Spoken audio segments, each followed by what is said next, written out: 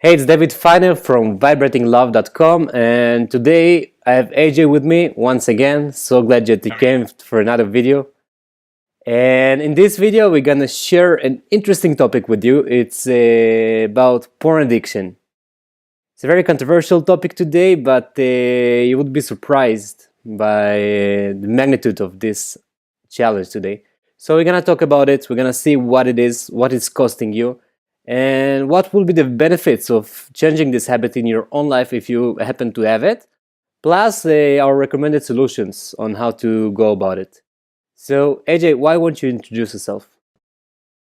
Oh, how are you, David?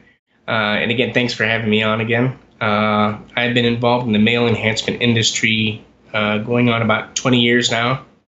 I initially got involved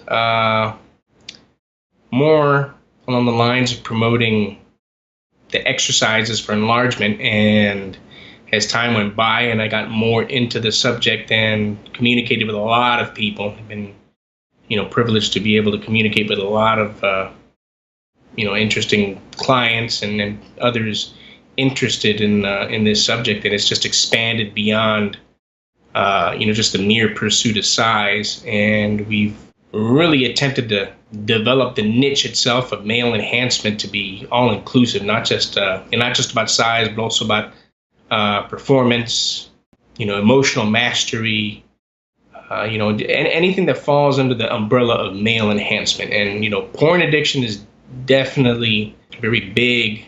It's a very big subject. It's something that over the past few years has really come on the radar. It seems to kind of come from nowhere, but it's really become a kind of an outstanding subject. I'd say probably in the past 5 years or so. I'm not saying that it didn't exist before then, but I think very interesting changes in technology, and the ubiquity of technology has given people the opportunity to for better or for worse to have unfettered access to unlimited amounts of pornography.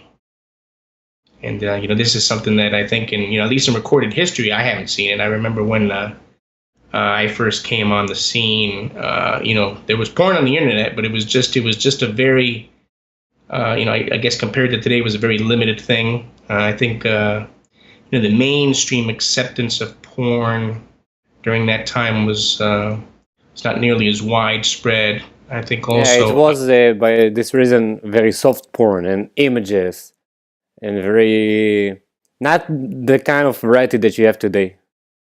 Yeah, and other things to consider too. I mean, back then I think video speeds were different. I don't know if you remember. Video speed, video quality, it would take you Yeah. half a minute to a few minutes to just download one picture to your computer. Today you can load like videos and tons of images and open in 1 million tabs because you don't know what porn you should fap to right now.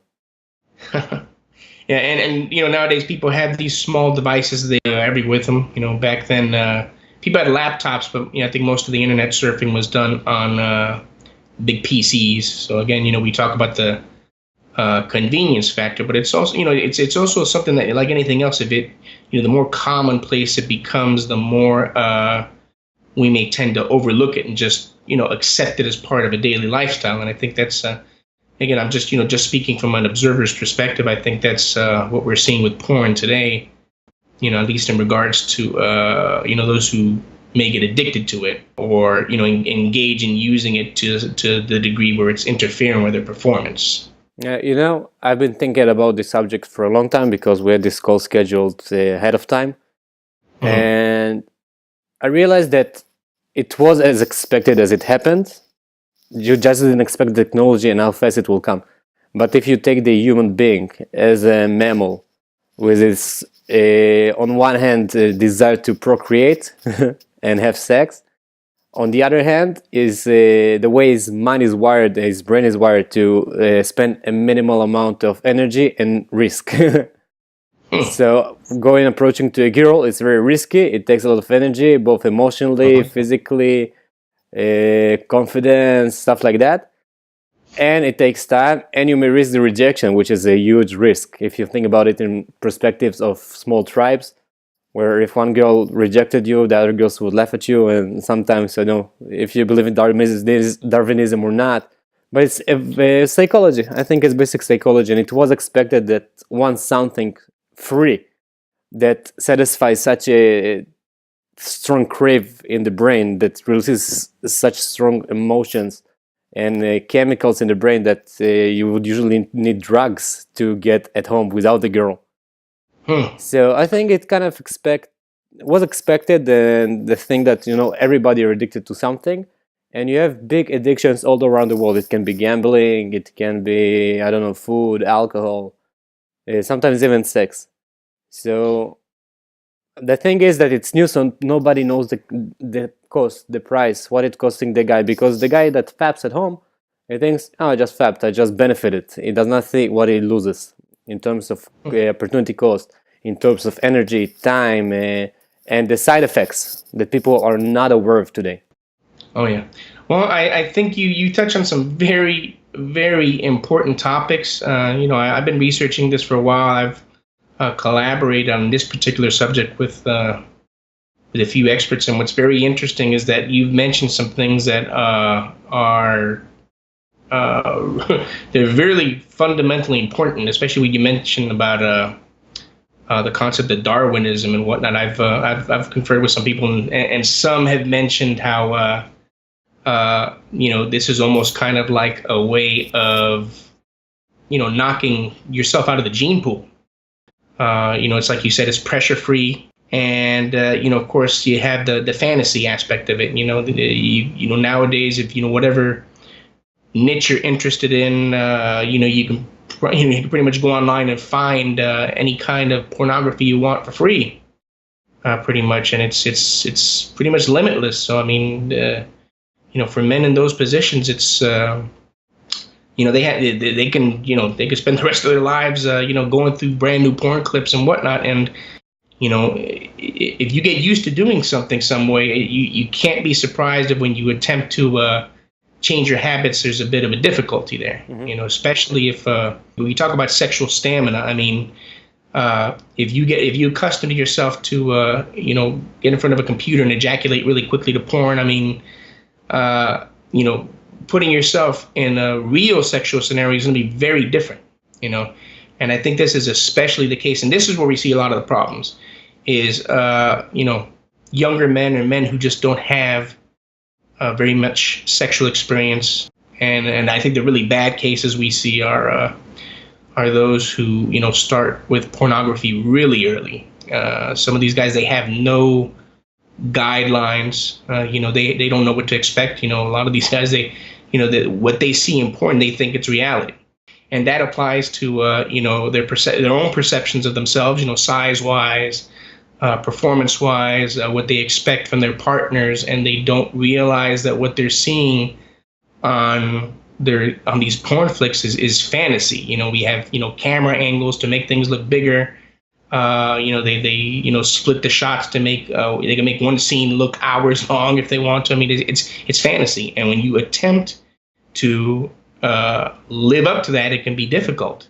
Yeah, you touched on a nice subject, that porn is something different for every other guy, and that's also something that I discussed with one of my professors at law school about the legality of porn. That there was like this big fuss in the highest Supreme Court in Israel over one channel, TV channel, that chose to show some adult, and then like women rights groups started like fussing about it, and I told him, you know, it's so funny to limit porn by law and stuff like that, because porn is very individual. For some guy, it needs like this super kinky, hardcore, twisted videos, you know. Somebody else, for example, a religious guy in Tel Aviv, would go and he will see like this billboard of a model advertising coffee, and he will perceive it as porn as well. It will also cause him like fantasies and erection maybe and stuff like that. So porn can be very different, and there is like endless variety in the middle, and it also depends on the frequency that you do it and how much time is it costing you. Yeah, I like that you touched upon that, because there's a few things I'd like to say about that if I could. We have to learn mastery. Hmm. You know, saying don't do that isn't going to keep someone away from it. You know, a lot of times when you tell people don't do something, you know, they're going to be more tempted to go out and do it in a lot of cases. You know, if fathers aren't talking about these kinds of things with their sons, I mean, offering the resources that we do, I think would be very helpful, because there are guys looking for this kind of information, and it's, more and more asking for it every day. And you touched upon another point too about, the kinkiness and hardcore pornography, things like that. What's interesting is I've talked with men who, the ones who are really seriously addicted, the ones who have mentioned that, their porn use is so profound that they find they can't even perform adequately with a live partner. And these guys, a lot of them, they tell the same story of what happens when, over time they satisfy their porn urges, and then when they attempt to take that same urge, for whatever niche of porn that they've come to like, and then try to transfer that into real life. Sometimes you hear some catastrophic stories, and some of these guys, they'll contact you and they'll tell you about the regret that they have of trying to make that into a reality, and it's. You can do a lot of stupid shit if you try to replicate what you see in porn. And it can cost you your relationship. Well, and especially we talk about some of these. There's these niches out there that are dangerous. Fetishes, extreme fetishes that these guys are involved in, and then it's one thing to see something on a computer screen. It's another thing to go out and try to apply it to yourself. It's most of the times when I've talked to people who have done that. A lot of times what they tell me is that, they voice regret about it, especially when they're doing so out of a place of harm, when these men are trying to fix themselves sexually, and, they're having problems with porn, and they think, well, doing this is a solution. And oftentimes it just adds more problems. Sometimes you can end up in a jail if you try to fulfill the fantasy of porn in reality. So definitely, it's like any other addiction, as I said, alcohol, gambling, drugs. It's not that any one is bad by itself, but I think that if you're already using some substance or habit or whatnot to satisfy, some people are adrenaline junkies. But you need to know the risks, the costs, so you'll be able to make a calculated decision about what you choose to do with your time and energy and money and whatnot. And it's really about the abuse of porn, and again, by saying, well, these guys shouldn't watch porn, or let's outlaw porn. I mean, you're kind of putting the cart before the horse, because that's, the watching of porn. Granted, you can develop issues by doing that. Any kind of conditioning that you subject yourself to, if you do it enough and you do it frequently enough, it's going to have side effects. But it's, to say that porn is a blame, I mean, we have to go back to what's causing this. Why are these individuals tempted to do so in the first place? And why do they stay locked into that mind frame where, they see porn as a valuable substitute, to a relationship? When we start answering those questions, and the other ones they just, the problems will fade, and I think, that kind of mentality can be applied to a lot of other things. When you talk about drug abuse and alcohol abuse, it's, the drugs and the alcohol, they can be considered a catalyst, but, a lot of times there's an initial emotional problem. Now, I do want to cover this because, I've talked with some who when I've discussed, dealing with pornography addiction, you get some who, they have a binary mindset. So it's, either you're for or against something. Again, it's, I'm not going to come out and say I'm against porn, I'm anti-porn, you need to outlaw it. It's not about that. Again, it's about the mastery of it. There's some people in the sexual health field who they feel that porn can be a good thing in some instances. For example, if someone who has libido issues, if they don't watch porn on a regular basis, they say, well, watching pornography can, maybe, rekindle feelings that they haven't felt in a long time. I think that's a valid point. But of course, I think, nowadays you're probably not going to find too many people like that. I mean, the ubiquity of porn kind of makes that argument moot, so to speak. So, but again, we get into the abuse factor. We get into what happens when you do this. And then even deeper into it when with those who are addicted to it to the point to where their performance is affected is why. Why am I doing this as opposed to going out and trying to seek a relationship? And more often than not, it all comes down to anxiety, and convenience. Of course, it's very convenient if you feel your libido spike to sit down and watch a porn clip and relieve yourself after a couple of minutes and be done with it, as opposed to engaging in a relationship. But what is telling is equating the building of a relationship with something like that. It shows that there's a lack of a depth of emotion there. Obviously, engaging in a relationship is a lot more. It's a lot more multi-dimensional than sitting down and watching a porn clip. So that's why I think we should tackle it first with giving guys the motivation to stop porn, or at least decrease the frequency or the abuse, let's say. And when I hear like porn abuse, I have this funny like connection association with an ad campaign that was, I think it's still running in Israel, for a legal government-based lottery. The lottery, and we have Toto and horse racing betting and soccer betting and legal gambling. And some people get addicted to it, as any addiction. But they had this clever like ad campaign. They said they put one jalapeno pepper, and they said like good, because people in Israel like to eat spicy food. It's like it's a good marketing for the crowd. But then they put on the right side a mountain of jalapenos, and they said that like something that simplistic. And we all know what a mountain of jalapenos, if we eat it, what it will do tomorrow to us on the toilet. So it's much like this with any addiction, I think. But I made a list of 5 costs that the consumer of the porn industry should consider. I don't care if he's using paid porn or free porn, the costs are the same. The porn costs. I did want to say one thing real quick before we go into the list, because what you mentioned about addiction is very very on point. But what makes porn addiction especially striking is that you're using the sexual response to develop that addiction, and the sexual response is so powerful. Yeah, it's like survival. It's almost on the same level. You're talking, it's one of the fundamental drives. So, I mean, when you include sexual stimuli along with and you associate it with a particular activity, I mean, you talk about a level of addiction that's hard to beat. I mean, that's a good way of doing it. Because it's very primal, it's so deep. That's the point of mastery.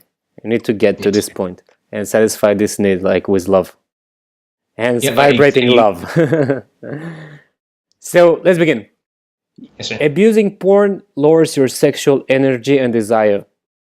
That means if you have low sexual energy and desire, and if you're single, you probably won't go and get a girlfriend, because once you will see her, your mind will say, I'm getting this from porn. But if you would not have porn, like your sexual desire, what pushes guys to the addiction, it also what can pushes them to pursue women, and good women, and quality like relationships. So you're abusing this fuel, let's say, when you masturbate and ejaculate to porn. And it leads to premature ejaculation and erectile dysfunction, which is interesting because the premature ejaculation is set because when guys just try to fap as fast as possible, like not that is a competition, but all they want is to ejaculate and then go about their day, they do this wiring in the brain, and I speak about it in my course on Vibrating Love about how to last longer. They get wired, they get habitual to ejaculate fast, and then when they're with a woman, their body says, you've wired me to ejaculate fast. It's like an Olympic runner. His muscles are like built to run.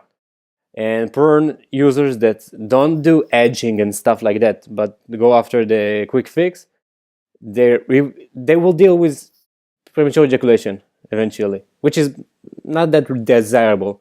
And it also leads to erectile dysfunction because you don't get as aroused from a normal partner that is not with makeup and super hot, and is moving and doing all the right moves, which is not something that you get 100% of the time in a relationship, as good as it will be.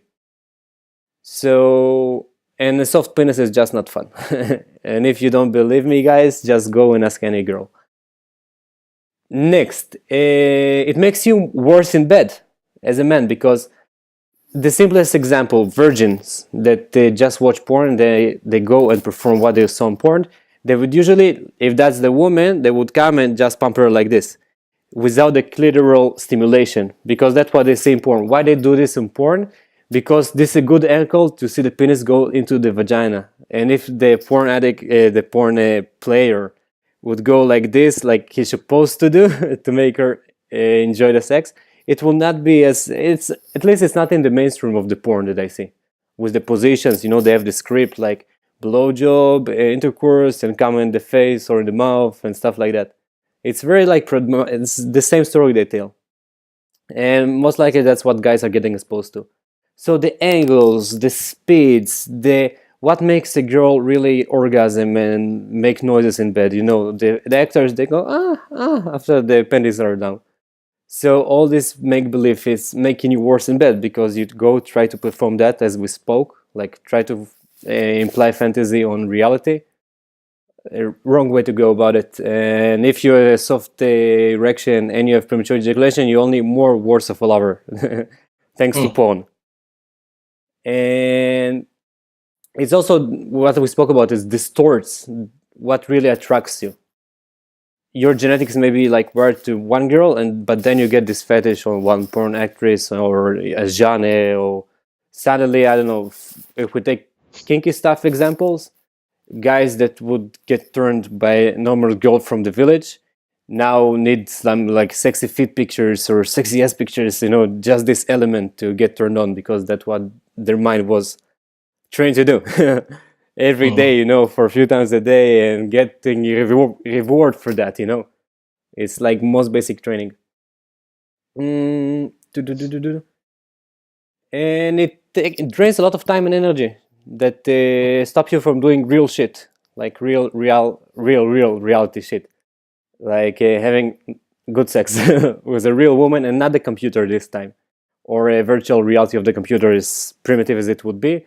If it's an image, or like taking those goggles and masturbating, it's making love through virtual reality with your computer. If your computer could, it will probably go to the police and complain about you that you harass him sexually and rape him every day. He said, I wasn't programmed for that shit. And you know what? It's enough of reasons. I'm sure that if we think about it, we can come up with 10 more, but it's such a logical reason to maybe decrease the amount of the usage, or maybe refine the quality and how you use it. As you said, for some guys with the video, it can be very helpful.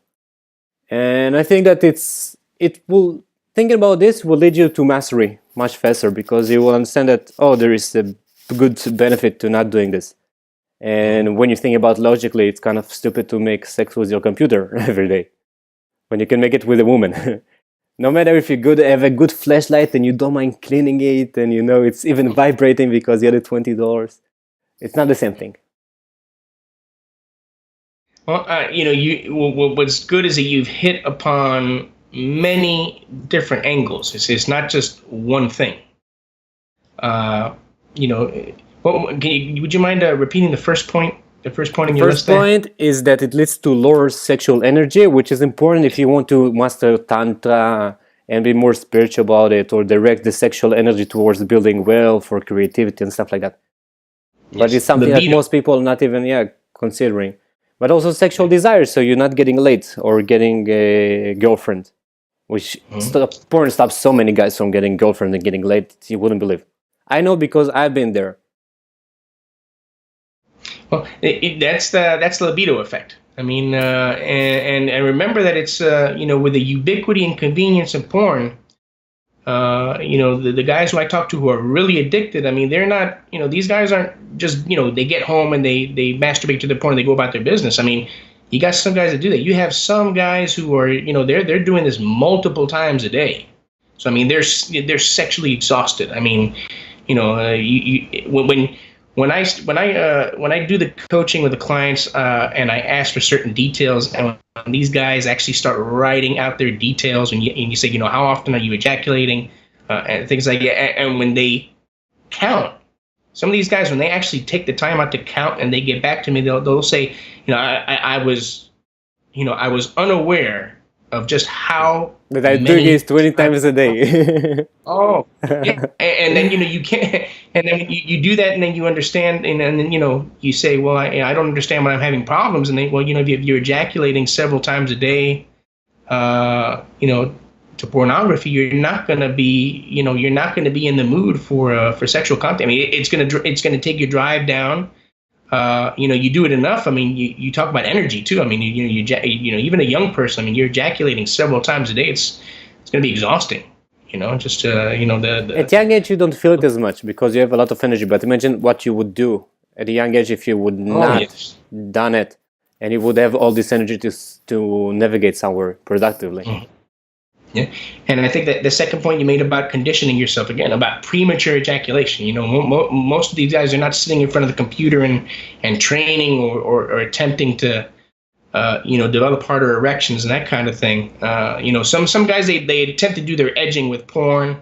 Some have mentioned good results. Again, when you're trying to get full mastery, you're trying to decouple yourself from any external stimuli when you're training. That way, when you come into, when you have sexual contact, then, you have just that much more stimulus as opposed to, when you're just training without it and you're just focusing on the sensory experiences. But when you add porn to that, again, you're kind of negating your ability to create your own emotional visualizations. I would like to say something about it. You said that those guys that masturbate a lot to porn and ironically, like, the relationships are either not existing or very bad. Usually, generally. I have this theory that goes like this. Those guys are drawn to porn to, let's say, release the steam using porn, not because they're porn addict as much as they have high sexual drive and they got caught up in this porn thing instead of like fulfilling the sexual drive as nature intended, really.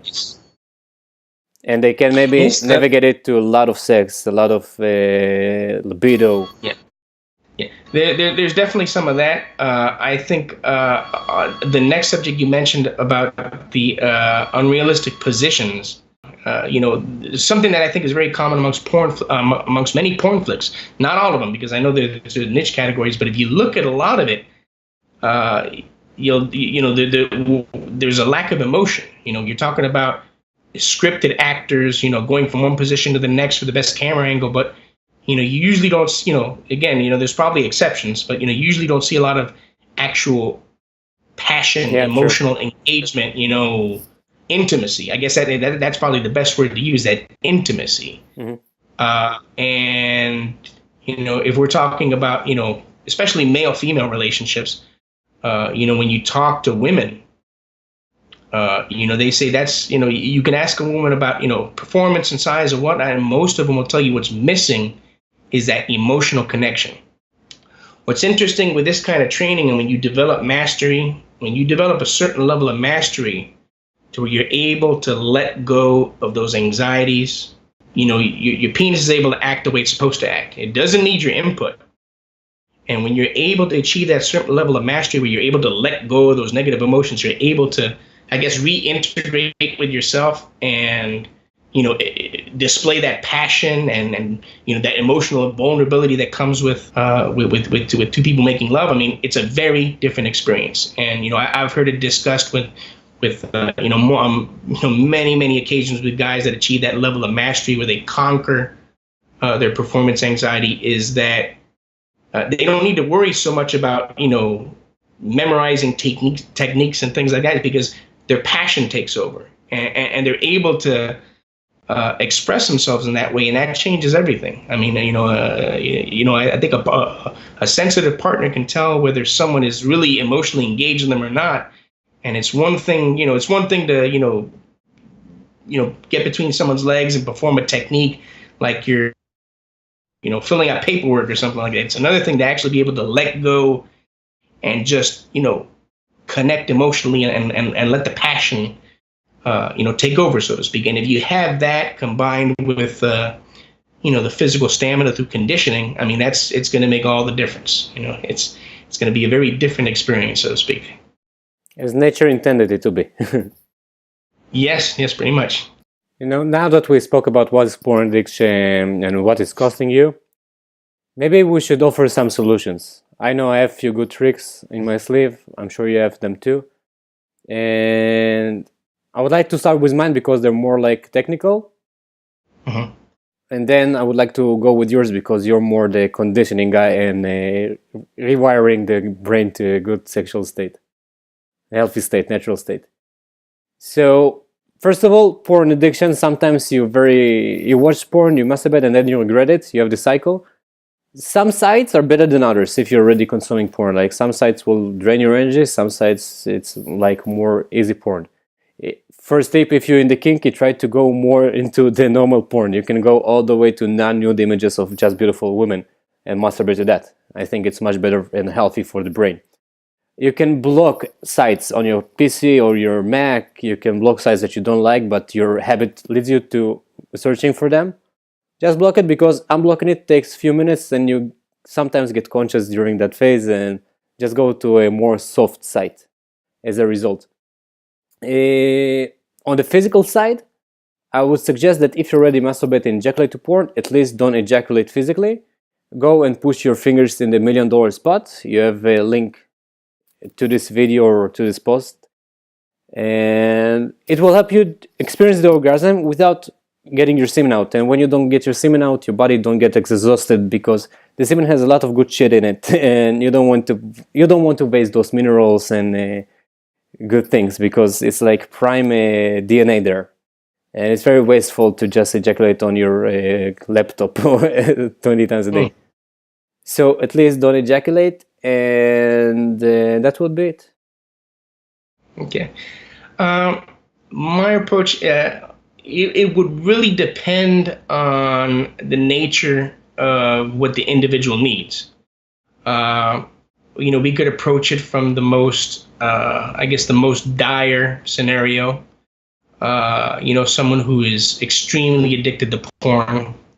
Now, granted, the coaching service and even the things we're talking about, I mean, they're not a suitable replacement for, serious emotional issues. I mean, if someone is at the point to where they're really despairing, I mean, sometimes professional psychological help might be needed to get over this issue. I mean, I know as men we like to do as much as we can on our own, but if someone's really hurting, I've talked with men who they say that their issue is so bad and addicted themselves so much, and they've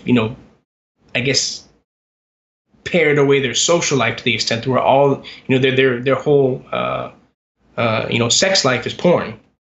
And they've mentally castrated themselves, so to speak. They don't have the confidence to go out and in cases where these men become suicidal, and then when you get to that point, you really want to seek out professional assistance. And I think I just want to make that clear before we get any further.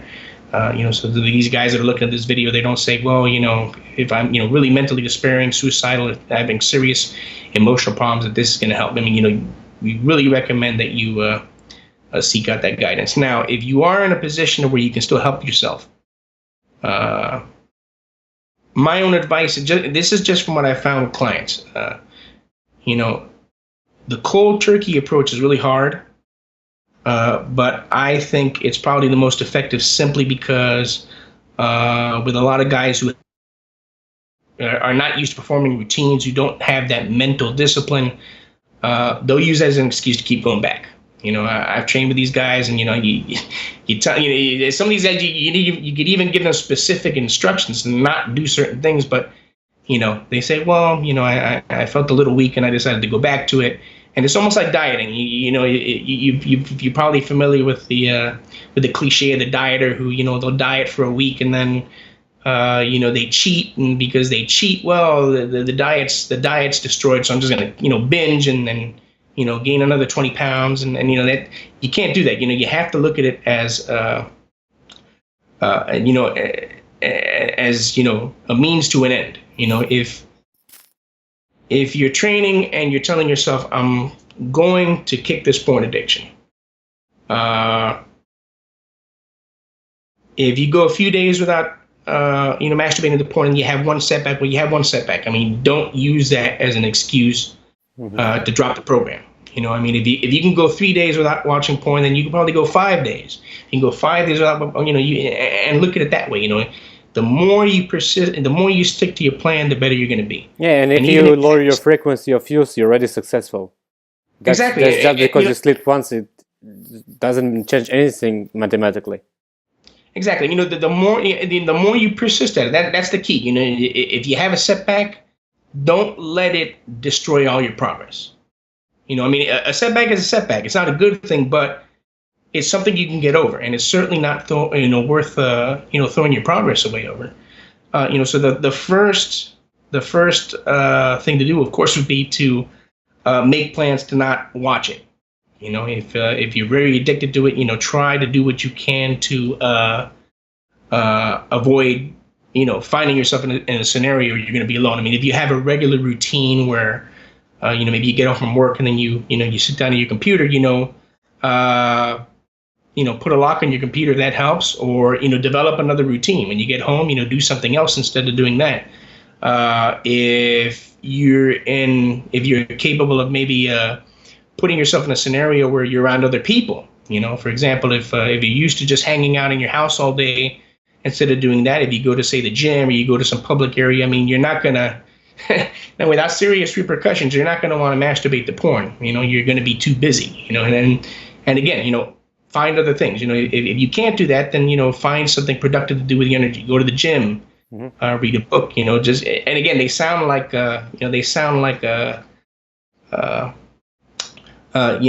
casual replacements for things you can do, but I mean, they are effective. And they're good replacements. They lead to a better future. And the key is to do something productive.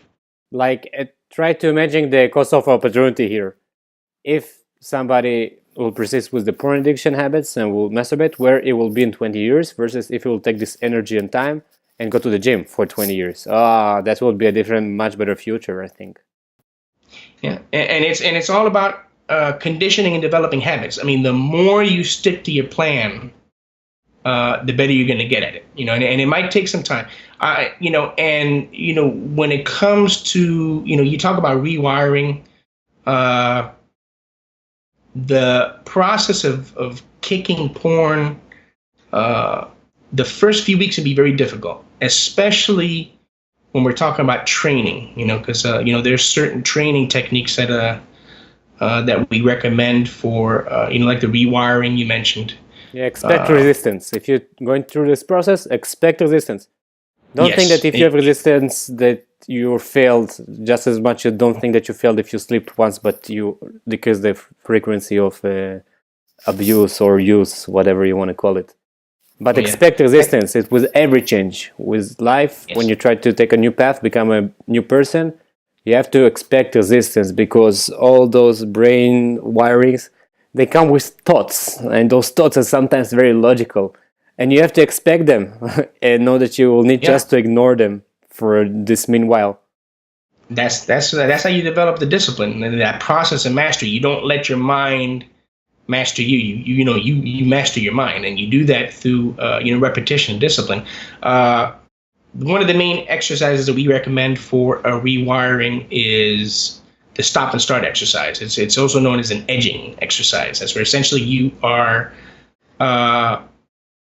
masturbating in a very controlled way in order to rewire yourself, so to speak. And it's not just for the purposes of rewiring. It's also for the development of stamina, hardness, ejaculatory control, and of course, one of the very important parts for the rewiring process is emotional visualizations.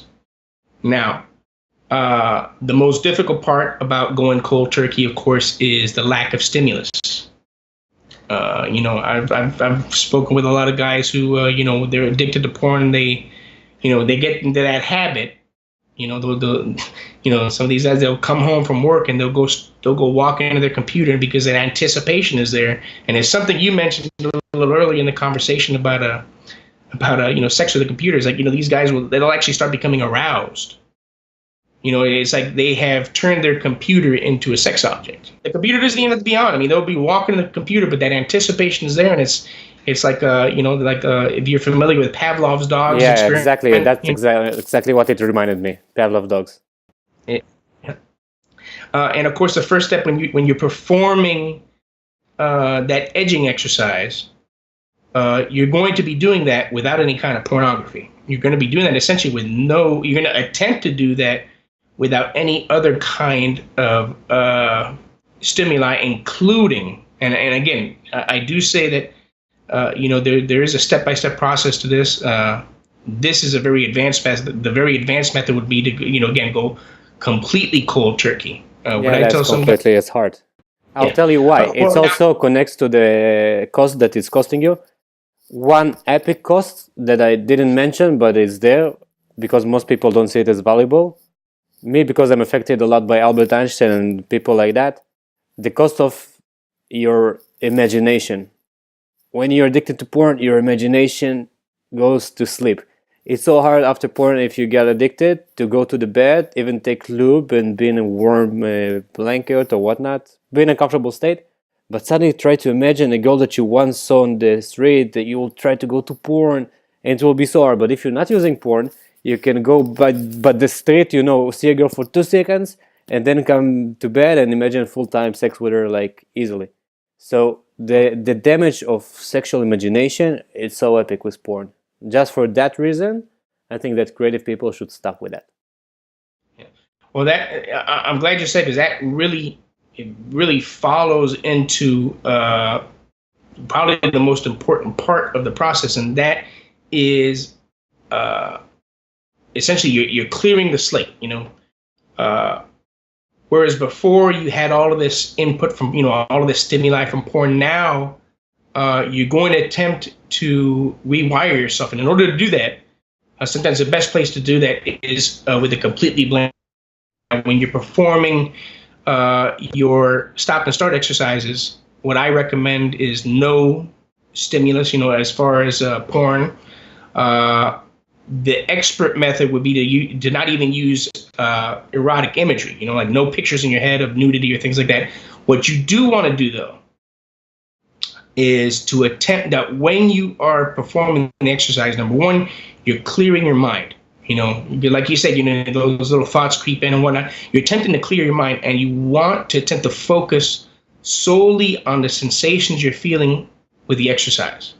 Now, the first few weeks of transition is difficult because, you're so used to getting the stimulus. And what's probably going to happen is you're probably not going to get the quality of erection that you usually get during porn. And with some guys, that can be alarming. They'll panic, they'll think something's wrong with them. It's very important that during this transition period, it's understood that that's to be expected. I mean, that's what training is for. Training is to challenge yourself. So it's vital that as long as you can accept that and understand that, it's going to make the process a lot easier. Accept that there's going to be difficulties. Now,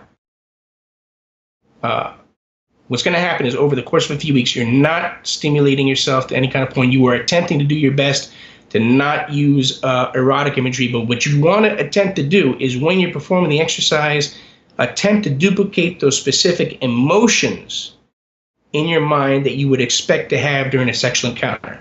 Number one, you clear your mind, develop the blank slate, you get in touch with the feel.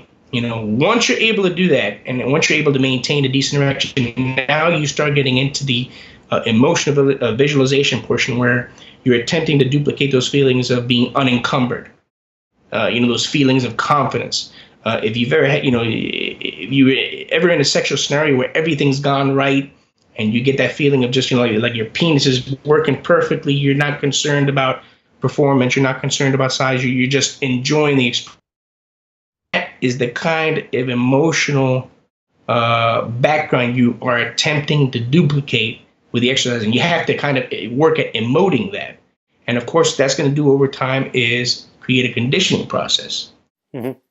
And of course, the hope is, you develop, you're going to be able to maintain erections for longer periods. You're going to be able to develop, reestablish or develop, ejaculatory control. And then that way, when you go and you experience a live sexual encounter, you're going to have all this extra stimulus. Whereas before with porn, you had this stimulus that made you, in essence, a very passive recipient. And not only that, but I mean, the experience is completely imposed upon you. I mean, you're watching porn, there's no emotional input from your end. I mean, whatever the actor or actors on the screen are doing, they're not doing that, with the exception of a few other kinds of porn where you can tell someone what to do, but, they're not doing so with your input. Now, with a live sexual encounter, you're emotionally engaged.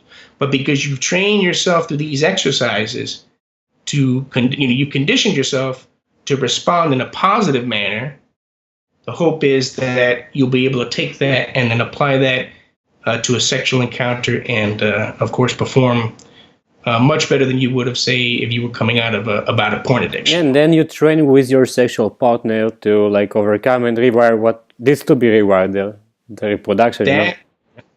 That is, stage 3, but it's not the porn addiction. Because when you're already there, you don't need to deal with the porn addiction as much. Oh, yeah. Well, and you make a very good point. I mean, having an understanding sexual partner, that's probably the best way to accelerate the process. I mean, the edging exercise is very good, but it pales in comparison to live sexual encounter. I mean, if you can have, if you can do these exercises with a sexual partner, it's going to accelerate your progress. It's going to make it a lot easier. The visualization aspect, I mean, you don't have to worry about that as much because you have your partner there. Instead of having to prepare for it, you're already kind of in the field, so to speak. So definitely if you are sexually active, that's going to help the transition occur, and your partner's understanding about your issues and your goals, that is going to make the transition process a lot easier. Sure. Yeah, and you want to attempt to now, if you're going to do these exercises with your sexual partner, you want to attempt to duplicate what's in the description of those exercises, where you're essentially delaying your ejaculation and you're attempting to go for longer periods of time each session. Having a partner that assists you with that is definitely going to accelerate the results there. And I think that would be the best tip. Stop masturbating to porn and replace it with making love to a woman. That would be the simple answer. And again, in that scenario, that's an optimal scenario because you're not going to find, granted, I mean, I know there's scheduling conflicts and whatnot, but you're not going to be by yourself. It's just one thing to be single and porn addicted and to not have have no relationship or even an immediate prospect of one, as opposed to someone who is already in a sexually active relationship. What is interesting, though, is that these guys who are in sexually active relationships, when they do go off porn, and even something we don't talk about very often, but masturbation too, because frivolous masturbation, again, it causes a lessening libido, and it can also cause negative conditioning. Mm-hmm. So AJ, we spoke a lot about porn, and I think it's time to wrap it up. Okay. So you guys know me, you know where to find me at vibratinglove.com. But if you would like to go to AJ, he can really help you with your conditioning and consulting and really working one-on-one, which is usually the best solution if you want guaranteed results, as much as a high expectation of achieving what you want to achieve. AJ, why won't you tell us how they can contact you in case they want to do anything with questions, help, and stuff like that? Thanks. Well, they can certainly contact me through vibratinglove.com. Any of the mentions of Male Enhancement Coach, also known as Me Coach, we run a consultation program through there. Of course, they can always get in touch with me directly through maleenhancementcoach.com. Also pegym.com, pegym.com. It's another popular site that I'm frequently on. And that would probably be the best sources to contact me through. Awesome, AJ. I cannot wait for the next time we do a mastermind on the area of mental health and sexuality. Thank you. Thank you.